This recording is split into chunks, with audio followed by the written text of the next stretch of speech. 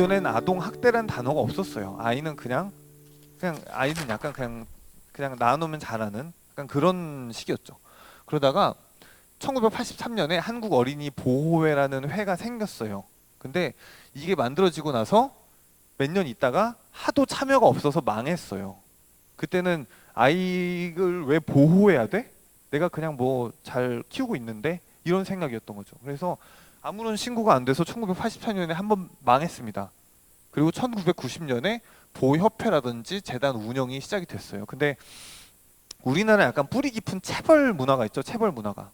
그래서 이거를 굳이 어떤 그 정신과 의사가 조사를 했습니다. 그래서 1986년에 그 11살부터 15살 우리나라 아동들한테 너 그 얼마나 맞아봤니? 뭐 이렇게 물어봤어요. 그랬더니 98%가 나는 부모한테 맞아봤어요라고 얘기했습니다.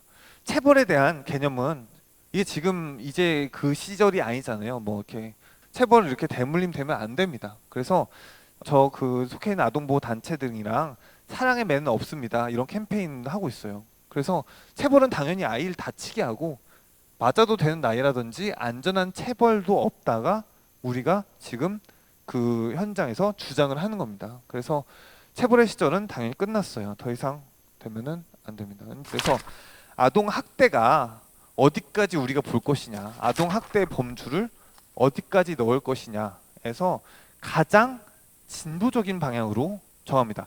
모든 형태의 신체적, 정신적 상해, 학대, 유기, 방임, 성적을 포함한 혹사나 착취로부터 보호받아야 된다. 거꾸로 말하면은 이 모든 것들이, 이 모든 아동을 괴롭게 하는 모든 것들이 전부 다 아동 학대에 들어간다는 얘기입니다. 그래서 아동에 대한 폭력은 어떤 것도 정당화될 수 없고 예방 가능한 것이라고 그렇게 협약에서 얘기를 합니다.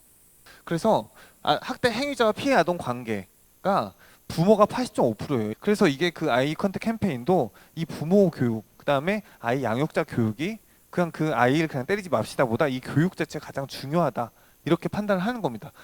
그래서 왜 때렸습니까? 이렇게 물어봤어요. 왜 때렸습니까? 그 양육 태도라든지 방법이 부족해서 이런 학대가 옳은 훈육인 줄 알았다라고 얘기하는 게 가장 높았습니다.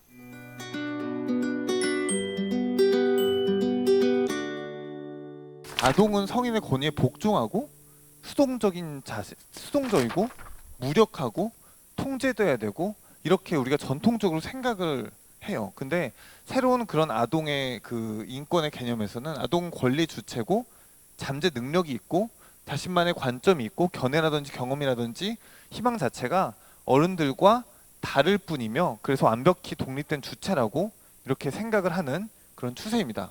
인터내셔널한 그런 협약이 역사적인 협약이 1989년에 만장일치로 채택이 됐고 91년에 우리나라가 유엔 가입하면서 이것도 같이 가입을 했어요. 그래서 아동의 권리 보호만을 목적으로 한 최초의 협약이라서 196개국이 비준하고 각자의 동일 법이랑 동일한 효력으로 치기로 했습니다. 그래서 유엔 그 권리 협약 내용에서 과정 저 결국 하나예요. 이 아동의 권리를 지키고 실현하는 일은 누구 하나 단체가 하는 게 아니고 누구 하나 개인이 하는 게 아니고 우리 모두의 책임이고 우리 모두의 일이다. 이런 것이 그 유엔 아동 권리 협약에서 내온 주요 골자입니다.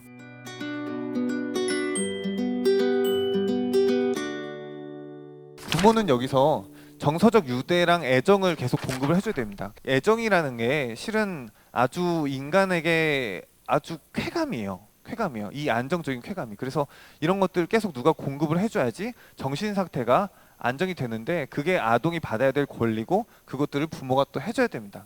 그래서 부모가 무관심하거나 애정이 결핍되거나 거부적 태도를 보이면은 이건 당연히 뭐 아이가 그 안정 기지가 없으니까 트라우마가 되겠죠. 근데 과잉으로 보호한다든지 과잉으로 통제를 한다든지 이런 것들도 다 문제가 돼요. 과잉 보호된 아이는 아이가 일단은 주체적으로 못 자라는 데다가 이것도 정신적으로 약간 그 아이에게 좋은 경험이 아니에요. 근데 과잉 보호는 오히려 부모가 좀 더 그 정신적으로 좀 해결해야 될 문제라고 그렇게 학문적으로는 봅니다. 내가 사랑받고 주변 사람들이 나를 지켜준다고 생각할 때 아이가 자신감이 생겨요. 이거는 성인도 마찬가지거든요. 그래서 이것들이 충족되지 않고 두려움을 느끼면은 늘 불안하고 아이가 우울할 수 있어요. 그래서 장기적으로 훈육을 하지만 그 방법에도 불구하고 계속 따뜻함을 유지해서 아동에게 신체적으로 정서적으로 안정감을 주고 이런 것들이 결국은 장기적으로 전부 다 긍정적인 효과가 되거든요. 그래서 긍정적인 목표를 달성할 수가 있는 거예요. 그러기 위해서는 일정 이상의 기준이 필요하고 눈높이에 맞춰서 생각이란 느낌을 이해해줘야 돼요. 그래서 일관성 있는 태도가 근데 정말 중요합니다. 일관성 있는 태도가 이것이 법이고 이것이 답이고 난 여기까지 지켜야 되겠구나. 이 태도를 유지하는 게 일단은 이거 유지만 돼도 아주 좋은 훈육 방법으로 들어간다고 생각을 합니다. 저도 그렇고 뭐 우리 중에 전부 다 아이가 아니었던 사람이 없어요. 그때 나름대로 공포스럽고 나름대로 힘들었고 나름대로 이건 두려웠고 이런 것들이 다 느낀 바가 있을 거란 말이에요. 그래서 우리는 결국 아이를 이해할 수가 있어요. 그 전에 우리도 아이였으니까. 근데 가끔 그런 것들을 잊어버려요. 지금 어른이니까. 근데 무엇보다도 자기가 그냥 아이였던 때를 떠올려서 이 아이가 어떻게 외롭겠구나 이렇게 말하면은 어떻게 상처를 받겠구나 이런 거를 좀 생각해 보면서 그 훈육에 보탬이 될 수 있도록 그렇게 헤아리고 이해해 보면 어떨까 싶습니다. 네, 이상입니다. 남궁이었습니다.